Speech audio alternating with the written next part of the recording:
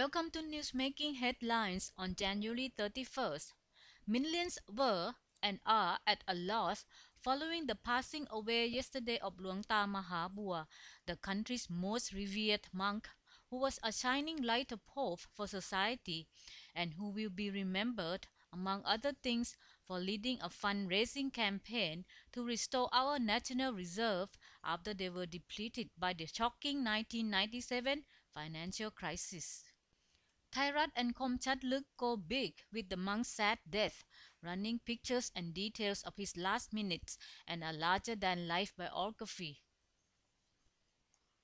Matichon's main headline shouts, Luang Ta Bua passes away, wills opened. This newspaper says the monk indicated in his wills that all gold donated to him be kept as the country's national reserves. Some may wonder why he found it necessary to state this in his will. Well, if you remember, during the Chuan administration, then Finance Minister Tharinima Henmin wanted to use the gold donated by Luang Ta Bua to pay off bad debts incurred during the financial crisis, much to the monk's objection.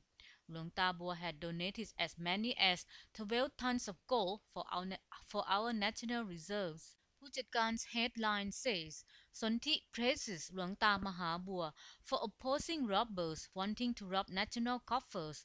Sonthi Lim Thong Kun says the monk told him that he stood up against people aiming to sell the country in 1997. According to Sonthi, the monk's strong opposition came during the Chuan administration.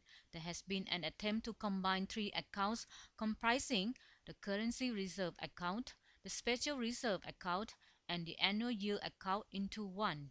Sonthi says he will rise up against such a move, and if you remember, early last year, Deputy Prime Minister Thailong Suwankiri made the same call to combine the accounts, but was met with strong opposition from Luang Ta Bua's followers. Meanwhile, another Matichon headline says, research results show Vawachira Methi yellow and Prapayom red. Research was conducted into why most monks are supposedly red. The researchers interviewed 512 monks across the country, but most denied they have any political affiliations. Yes, good for them. Still, they were perceived by the media and the public as siding with one color group or the other. For instance, Vawachira Methi is seen as yellow monk, Prapayom, Dr. Somchai, and Prapaisan as red monks.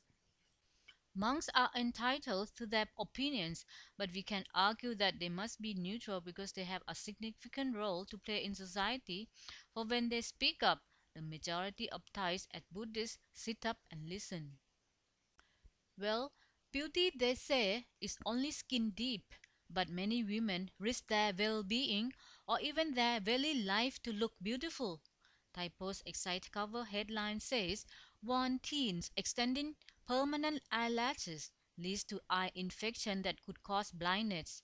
The so-called permanent eyelashes are not even permanent.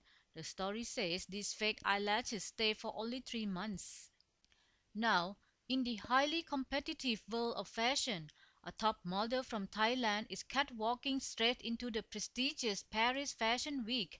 ASTV's Click section features the story of Pisini Tanviboon. With her clear glowing complexion and standing 179 centimeters tall, she has walked the international runway twice.